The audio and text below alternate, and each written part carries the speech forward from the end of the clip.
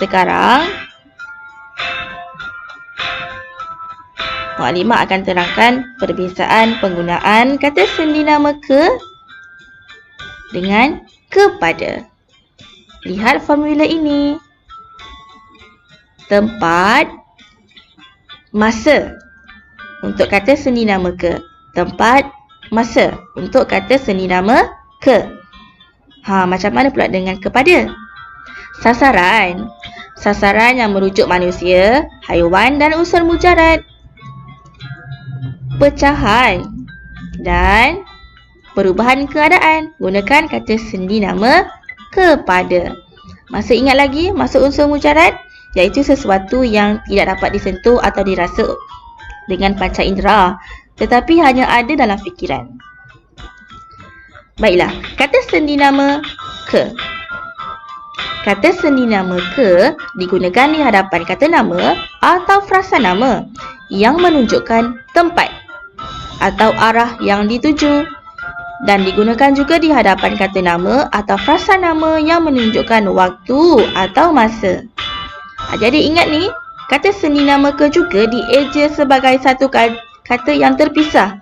Maksudnya dieja secara jarak daripada kata nama atau frasa nama yang mengikutinya. Kata sendi nama ke menunjukkan tempat atau arah. Jadi kita lihat contoh penggunaan ayatnya. Jadi perhatikan perkataan yang diwarnakan dengan warna biru. Arah selatan, Kuantan, kiri, kanan, dalam sungai dan kampung yang merujuk tempat atau arah. Sebab itu kita harus gunakan kata sendi nama ke. Mari kita baca ayat yang pertama. Burung-burung itu terbang ke arah selatan. Betul.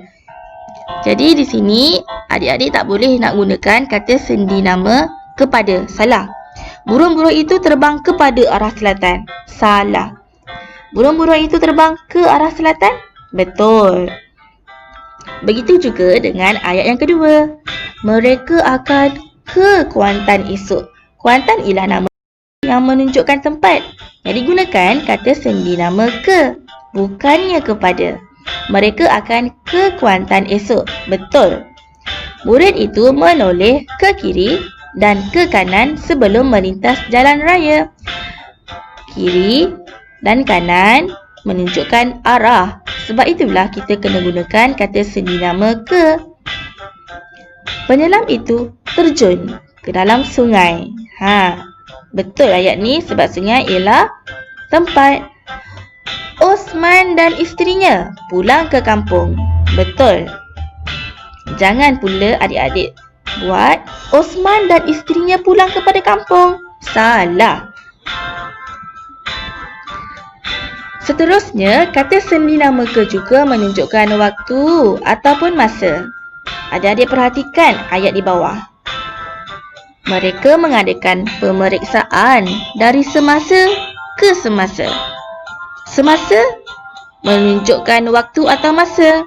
Okey, begitu juga dengan perkataan yang diwarnakan dengan warna biru. Pagi, petang, pukul 9 pagi, pukul 11 pagi. Yang menunjukkan waktu atau masa. Gunakan kata sendi nama ke. Contohnya, mereka mengadakan pemeriksaan dari semasa ke semasa. Ali menunggu temannya di perhentian bas dari pagi ke petang. Mesyuarat itu berlangsung dari pukul 9 pagi ke pukul 11 pagi. Betul. Sekiranya adik-adik gunakan kata sendi nama kepada di sini salah. Mesyuarat itu berlangsung dari pukul 9 pagi kepada pukul 11 pagi. Salah. Gunakan kata sendi nama ke juga untuk menunjukkan waktu atau masa. Ingat, jangan keliru. Kata sendi nama ke tidak boleh digunakan di hadapan kata nama atau frasa nama yang merujuk manusia atau binatang. Lihat contoh di bawah. Tolong berikan barang ini ke Ali. Salah. Sebab Ali ialah merujuk manusia. Jadi gunakanlah kepada. Tolong berikan barang ini kepada Ali. Betul. Sisa makanan itu diberikannya ke kucing. Salah. Sebab apa salah adik-adik? Sebab kucing ini ialah binatang. Tak boleh gunakan kata seni nama ke. Haruslah gunakan kata seni nama kepada yang merujuk binatang. Ayat yang betul ialah sisa makanan itu diberikannya kepada kucing. Betul. Seterusnya. Jadi lihat. Husin ialah manusia, nama orang. Jadi kita hendaklah menggunakan kata seni nama kepada. Fail itu bertukar tangan daripada Ahmad ke Husin. Salah. Fail itu bertukar tangan daripada Ahmad kepada Husin. Barulah betul ayat ini. Baiklah adik-adik, kata seni nama ke sering berpadanan dengan kata seni nama dari untuk membawa maksud arah ke suatu tempat atau waktu seperti yang terdapat dalam contoh berikut. Dari semasa ke semasa. Berpadanan ke dengan dari. Ke dengan dari. Dari masa ke masa. Dari sebulan ke sebulan. Dari kajang ke seremban. Dari hati ke hati. Dari penjuru kiri ke penjuru kanan. Dari bandar ke desa. Kata seni nama kepada. Kata seni nama kepada terletak di hadapan kata nama atau frasa nama untuk menyatakan sasaran yang merujuk manusia, haiwan, unsur mujarad, menyatakan pecahan dan menyatakan perubahan keadaan. Menyatakan sasaran yang merujuk manusia, haiwan dan unsur mujarad. Contohnya, sila kembalikan borang itu kepada guru kelas. Jadi di sini, siapa yang menjadi sasaran? Ya, betul, guru kelas. Jadi apabila menyatakan sasaran yang merujuk manusia, gunakanlah kata seni nama kepada, bukannya ke. Sila kembalikan borang itu kepada guru kelas. Betul. Sila kembalikan borang itu ke guru kelas. Salah. Lisa mengirim surat kepada ibu. Yang menjadi sasaran dalam ayat ini ialah ibu. Lisa mengirim surat kepada ibu. Betul. Lisa mengirim surat ke ibu. Salah. Sisa makanan itu diberikan kepada kucing. Ya, kucing merujuk sasaran haiwan. Sisa makanan itu diberikan kepada kucing. Betul. Sisa makanan itu diberikan ke kucing. Salah. Rumput yang terkumpul itu segera diberikan kepada lembunya. Lembu merujuk haiwan. Jadi gunakan kata seni nama kepada. Iaitu sasarannya ialah haiwan, lembu. Rumput yang terkumpul itu segera diberikan ke lembunya. Salah. Seterusnya, pastikanlah anak-anak anda tidak terdedah kepada bahaya dadah. Jadi di sini bahaya ialah unsur mujarad yang menjadi sasaran dalam ayat ini. Jadi gunakanlah kata seni nama kepada. Jangan gunakan kata seni nama ke.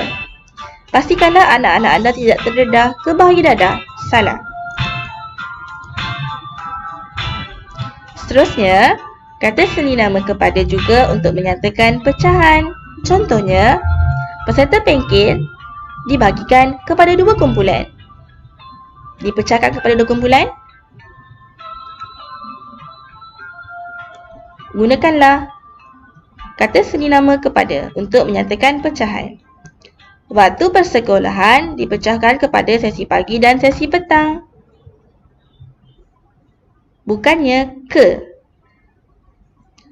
Kerana ayat ini ingin menyatakan pecahan sesi pagi dan sesi petang. Seterusnya, menyatakan perubahan keadaan. Contohnya, suhu badannya meningkat kepada 39 darjah Celsius. Ya, perubahan suhu. Keadaan ekonomi berubah kepada tahap yang lebih baik. Perubahan keadaan, jadi gunakan kata seni nama kepada. Kata sendi nama kepada sering digunakan untuk berpadanan dengan kata sendi nama daripada. Seperti contoh berikut. Daripada Aminah kepada Salma. Berpadanan daripada dengan kepada. Daripada dengan kepada. Okey. Ayat yang kedua. Daripada ayah kepada ibu. Bukannya daripada ayah ke ibu. Salah. Daripada ayah kepada ibu. Betul. Daripada 30 darjah Celsius kepada 39 darjah Celsius. Daripada tahap sederhana kepada tahap memuaskan. Daripada warna biru muda kepada warna biru tua. Baiklah. Itu sahaja penerangan daripada Muallimah hari ini. Terima kasih dan selamat belajar. Jumpa lagi dalam video yang akan datang. Assalamualaikum warahmatullahi wabarakatuh.